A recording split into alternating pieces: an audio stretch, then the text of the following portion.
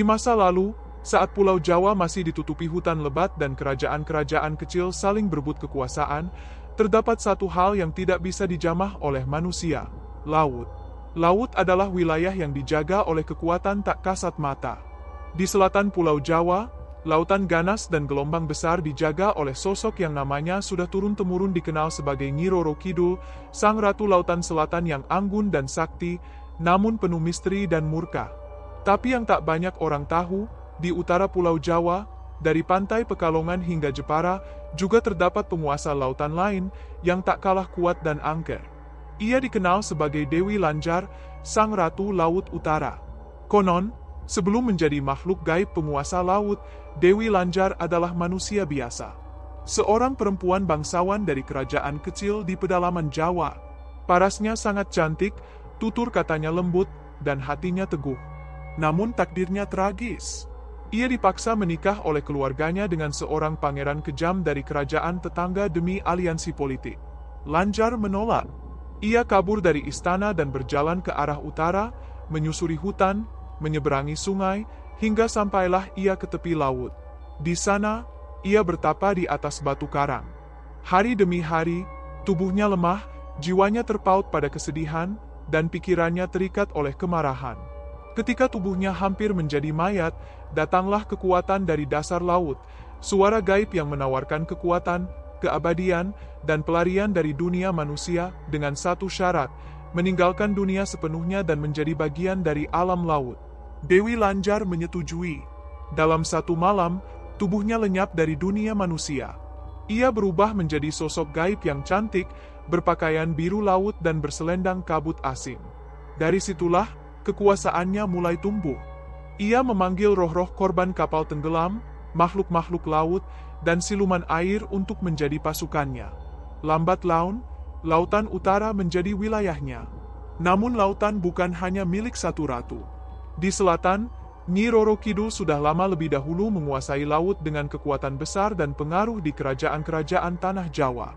Mendengar munculnya kekuatan baru di utara, Nyi Roro Kidul tidak tinggal diam. Maka terjadilah pertemuan pertama mereka di tengah Samudera Jawa, tepat di titik pertemuan antara dua arus besar, selatan yang liar dan utara yang lebih tenang. Malam itu, langit gelap meski bulan purnama bersinar terang. Angin mati, laut tenang seperti kaca. Para nelayan yang melaut malam itu mengaku melihat dua sosok wanita berjalan di atas permukaan laut. Satu berpakaian hijau zamrud, rambutnya panjang, matanya tajam, itu Nyi Roro Kidul. Satu lagi berpakaian biru laut berkilau, dengan aura dingin dan tenang, itulah Dewi Lanjar. Mereka tidak bicara, tapi lautan di bawah mereka bergetar. Air membentuk pusaran raksasa di sekeliling mereka, seolah dunia laut menahan napas. Konon, saat mereka bertemu, dua kekuatan gaib saling menyelidik, bukan untuk perang, tapi untuk menguji siapa yang lebih layak menjadi penguasa. Akhirnya, Nyi Roro Kidul membuka suara pertama kali, suaranya tenang namun memancarkan kekuasaan yang dalam. Kau datang ke laut bukan untuk bermain, Lanjar. Kau tahu batas kekuatanmu, dan aku tahu batasku. Kita tak perlu berseteru, tapi kita juga tak perlu bersahabat. Dewi Lanjar membalas dengan suara dingin yang menusuk. Aku tidak datang meminta izin. Laut adalah dunia yang bebas, sebagaimana aku yang tak lagi terikat dunia manusia. Aku hanya mengambil bagian yang tidak kau jaga. Setelah pembicaraan itu, mereka membuat perjanjian gaib. Laut Selatan akan tetap menjadi wilayah kekuasaan Nyi Roro Kidul, sedangkan Laut Utara, dari Cirebon hingga Rembang, akan menjadi milik Dewi Lanjar. Namun perjanjian ini dibuat dengan darah dan sumpah, artinya jika salah satu pihak melanggar, bencana bisa terjadi, baik di lautan maupun daratan. Sejak malam itu, perbatasan gaib terbentuk. Para pelaut spiritual paham, jika memasuki wilayah Laut Utara, jangan menyebut nama Ratu Selatan, dan begitu pula sebaliknya. Mereka tahu bahwa dua ratu ini tak pernah benar-benar berdamai, hanya hidup berdampingan dalam kekuatan yang seimbang. Waktu terus berlalu, dunia berubah, tapi kekuatan dua ratu itu tetap hidup di balik ombak. Kadang-kadang, saat malam sangat sunyi dan angin laut berhenti berembus, jika kau berdiri di tepi pantai utara, kau bisa merasakan tatapan tajam dari jauh. Mungkin itu Dewi Lanjar. Atau mungkin, kau sudah melewati batas perjanjian mereka. Banyak orang mengira bahwa hanya Laut Selatan yang angker.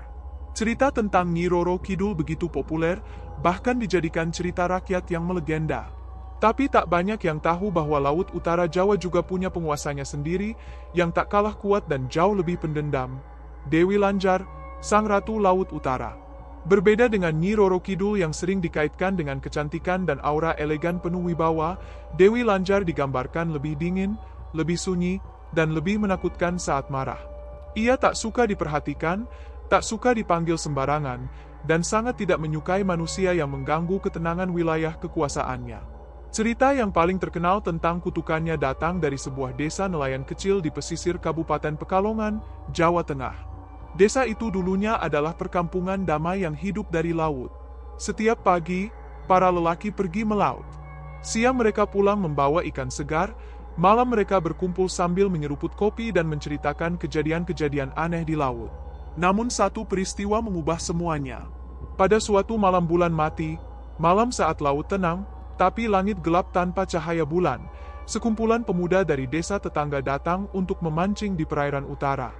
Mereka bukan nelayan biasa. Mereka datang dengan perahu cepat, membawa alat-alat modern, dan niat bersenang-senang. Mereka tertawa keras, menyetel musik dari speaker, dan bahkan minum minuman keras di atas perahu. Seorang kakek tua nelayan setempat, Pak Giman, sempat memperingatkan mereka. Jangan ribut di laut malam begini. Ini bukan laut biasa. Ada yang mengamati kalian dari dasar samudera. Tapi mereka hanya menertawakannya. Salah satu dari mereka bahkan dengan sombong berkata, "Kami cuma cari ikan, bukan hantu. Masa laut juga punya ratu?" Malam itu, mereka pun pergi melaut. 6 orang dalam satu perahu besar. Mereka melaju jauh ke tengah, melewati titik yang sudah dianggap sebagai batas gaib antara perairan biasa dan wilayah tak kasat mata milik Dewi Lanjar. Waktu berjalan. Pagi hari, nelayan-nelayan desa yang berangkat kerja melihat perahu pemuda itu mengapung sendiri di kejauhan, tak bergerak, dan tak ada seorang pun di atasnya. Mereka mendekat. Di dalam perahu itu hanya ada alat pancing, sisa makanan, botol-botol kosong, dan lumpur basah berwarna hijau kehitaman yang menempel di lantai perahu, beraroma amis dan busuk. Tak ada jejak pertarungan.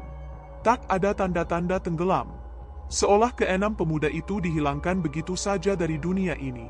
Warga desa panik. Mereka mencari kemana-mana, menyisir pantai, menyelam ke laut, memanggil dukun laut. Tapi hasilnya nihil. Keenam pemuda itu tak pernah ditemukan, hidup maupun mati. Malam berikutnya, Pak Giman mengaku didatangi seseorang dalam mimpinya. Bukan manusia biasa, tapi sosok perempuan berpakaian kebaya biru laut, rambut panjang menutupi separuh wajahnya, dan sorot mata yang menusuk seperti pisau dingin.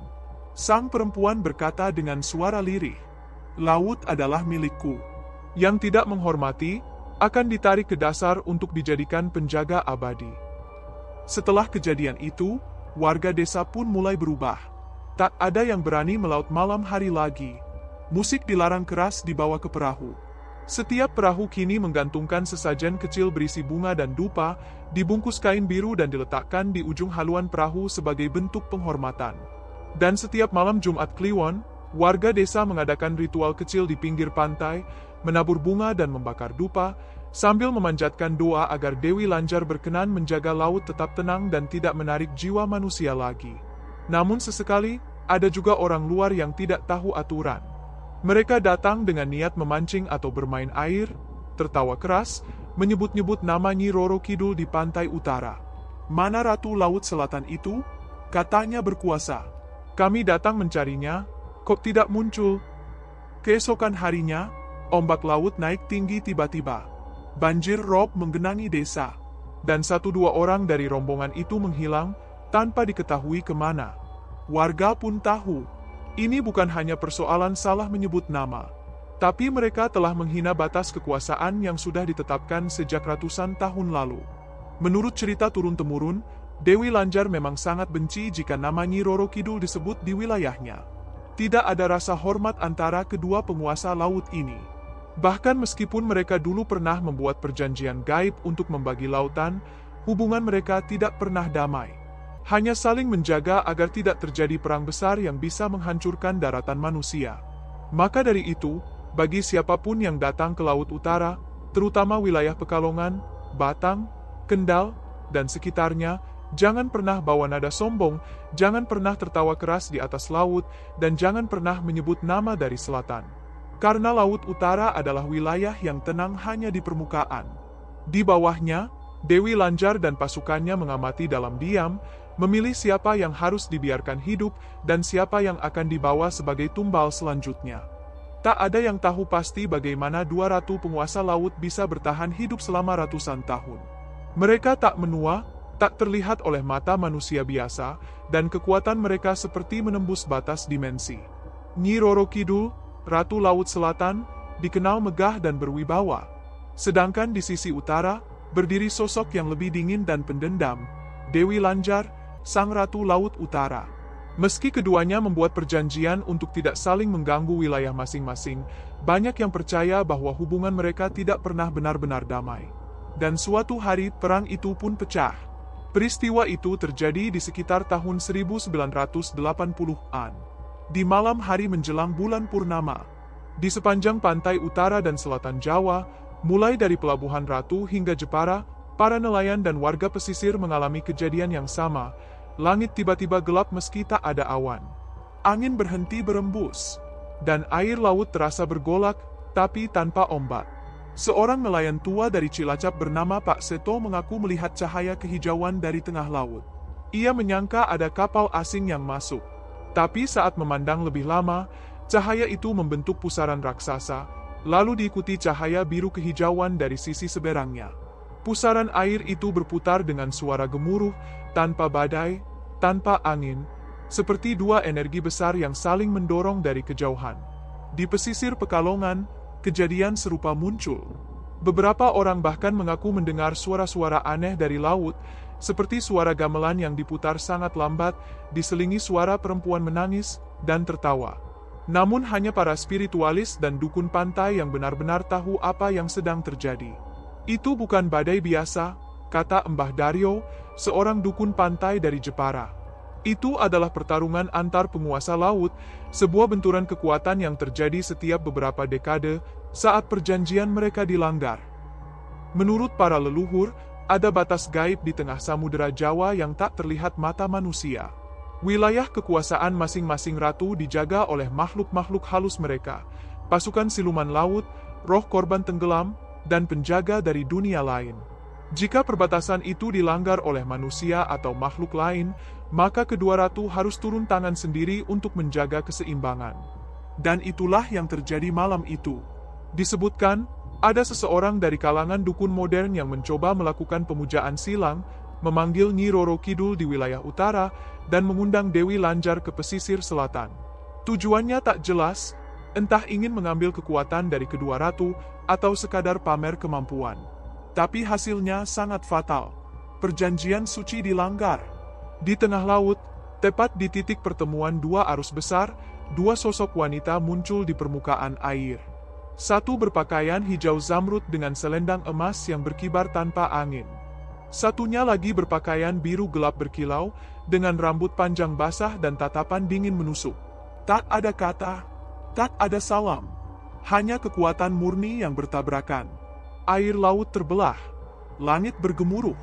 Gelombang naik turun tanpa arah. Ombak saling menghantam meski tak ada badai. Cahaya kehijauan dan kebiruan saling menelan satu sama lain di langit malam. Para nelayan yang menyaksikan dari jauh segera kembali ke darat. Beberapa yang terlalu dekat, tidak pernah kembali.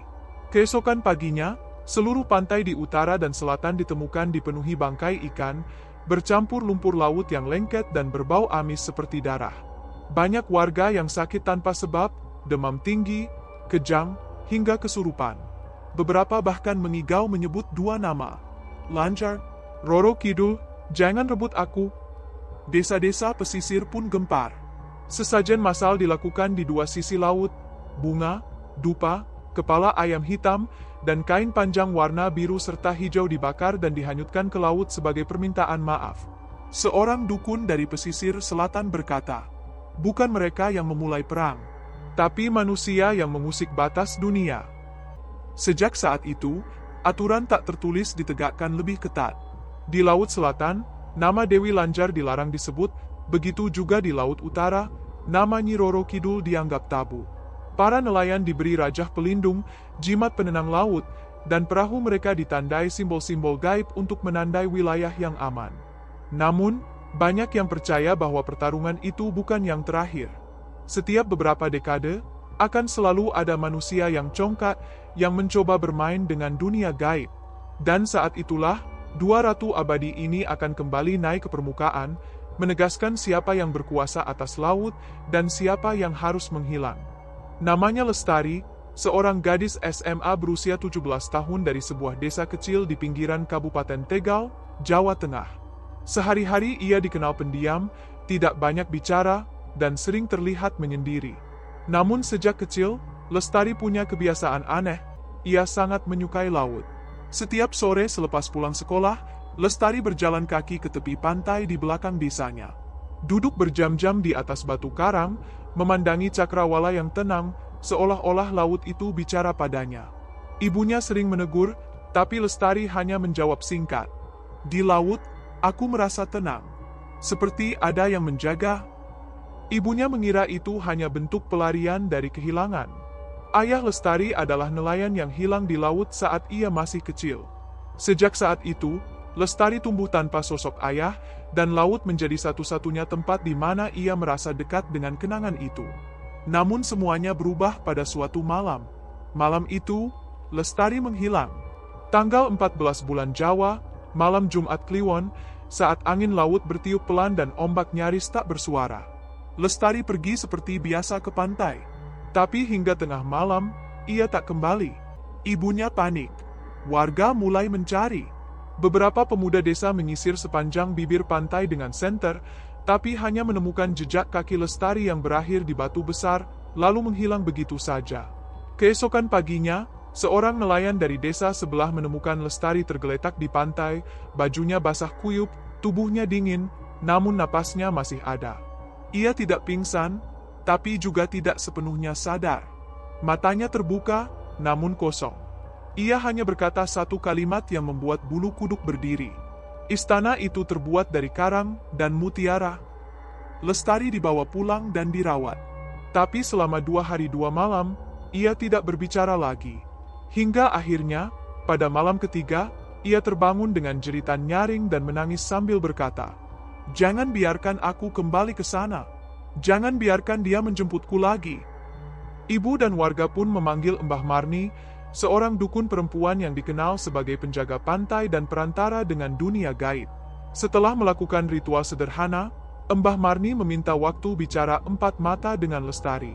Percakapan itu menjadi kunci terkuatnya cerita gaib dari mulut Lestari sendiri. Dengan suara gemetar dan air mata menetes, Lestari menceritakan semuanya.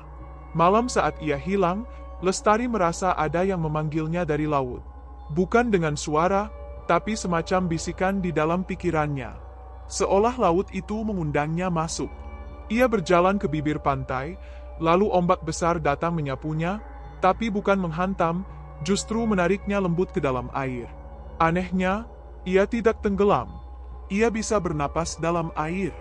Dunia berubah menjadi gelap kebiruan. Ikan-ikan melintas, karang-karang bercahaya, dan di kejauhan, ia melihat sebuah istana besar dari karang, kerang mutiara, dan sinar hijau kebiruan yang menyilaukan. Di depan gerbang istana, berdiri seorang wanita cantik berwajah pucat. Rambutnya panjang tergerai, mengenakan kebaya biru laut yang berkilau seperti sisik ikan. Perempuan itu tersenyum tipis, dan Lestari tahu, itulah Dewi Lanjar. Sang ratu tidak marah, tidak menakutkan. Justru lembut dan mengundangnya masuk. "Kau sudah lama kupantau, Lestari. Kau bukan milik daratan. Kau milik kami. Tinggallah di sini, jadilah penjaga kerajaanku." Lestari pun masuk ke dalam. Ia melihat ratusan perempuan lain, semuanya berpakaian indah, duduk diam seperti patung hidup. Mata mereka kosong. Mulut mereka tidak bergerak. Beberapa tampak menangis dalam diam. Sang ratu berkata, "Mereka adalah perempuan-perempuan pilihan, yang pernah bersedih, ditolak dunia, dan kini dijaga laut selamanya. Lestari ketakutan. Ia menyadari dirinya akan menjadi seperti mereka jika tidak segera keluar. Ia pun berdoa dalam hati. Ia menyebut nama ibunya, nama kampungnya, dan memohon untuk pulang. Laut pun bergetar, dan tiba-tiba tubuhnya terdorong keluar dari istana, hanyut seperti mimpi buruk yang buyar. Ia terbangun di pantai, basah dan bingung. Setelah cerita itu, Embah Marni hanya mengangguk pelan. Dewi Lanjar memilih jiwa-jiwa yang lemah tapi bersih. Kadang yang terlalu mencintai laut bisa menarik perhatian beliau. Sejak hari itu, Lestari dilarang ke pantai sendirian, apalagi saat malam hari. Ibunya selalu mengunci pintu saat malam tiba. Tapi Lestari kadang masih terdengar berbisik sendiri di kamar. Istana itu indah, tapi aku takut kalau dia datang lagi. Beberapa warga menganggap Lestari berhalusinasi. Tapi para orang tua, para nelayan tua, dan dukun pantai tahu bahwa itu bukan hayalan. Itu adalah panggilan dari laut, dari dunia yang tak terlihat oleh manusia biasa. Dan legenda pun berkata, jika seorang gadis terlalu sering menatap laut, jangan biarkan ia sendirian saat bulan mati. Karena Ratu Laut Utara sedang mencari teman untuk menambah pengawalnya di dasar samudera.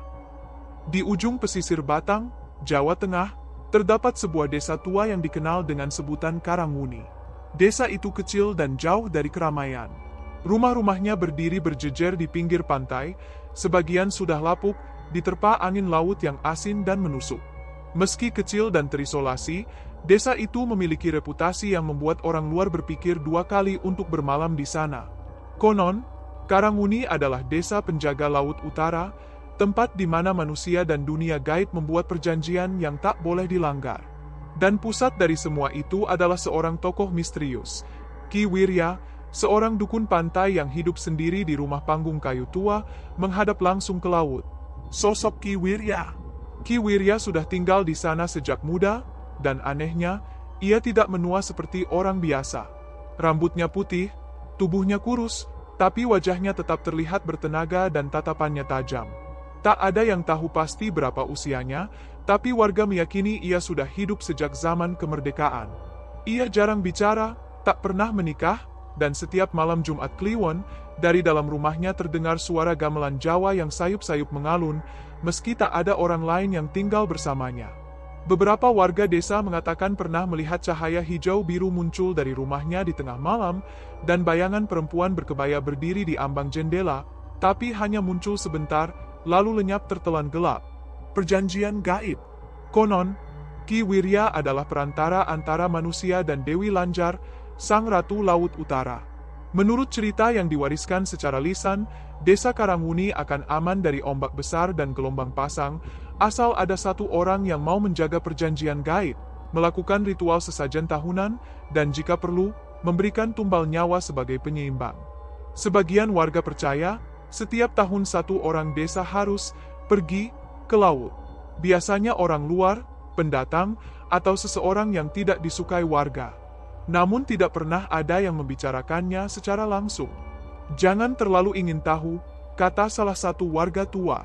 Karena jika kamu tahu, kamu bisa jadi bagian dari perjanjiannya. Kejadian tahun lalu. Semua berjalan tenang sampai suatu malam, seorang remaja laki-laki pendatang bernama Bimo, yang sedang berlibur ke rumah neneknya, hilang di pantai. Ia dikenal periang dan tidak percaya pada hal mistis. Sebelum menghilang, ia sempat menertawakan sesajen yang ditaruh di batu karang, bahkan merekamnya untuk dijadikan video media sosial.